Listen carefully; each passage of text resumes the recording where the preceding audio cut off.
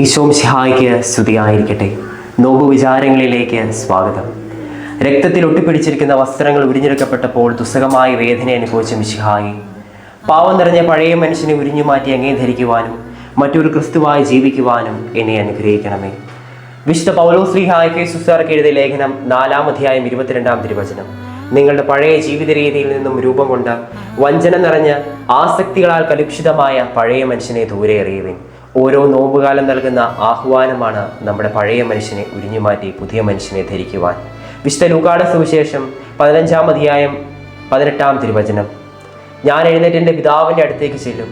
ഞാൻ അവനോട് പറയും, പിതാവേ, സ്വർഗത്തിനെതിരായി നിന്റെ മുൻപിൽ ഞാൻ പാപം ചെയ്തു പോയി. നിന്റെ പുത്രൻ എന്ന് വിളിക്കപ്പെടുവാൻ ഞാൻ യോഗ്യനല്ല. ഈ അനുതാപത്തിന്റെ മനോഭാവമാണ് ധൂർത്തുപുത്രനെ തൻ്റെ പിതാവിലേക്ക് അടുപ്പിച്ചത്. വിശുദ്ധ ലൂക്കായുടെ സുവിശേഷം 15-ാം അധ്യായം 22-ാം തിരുവചനം.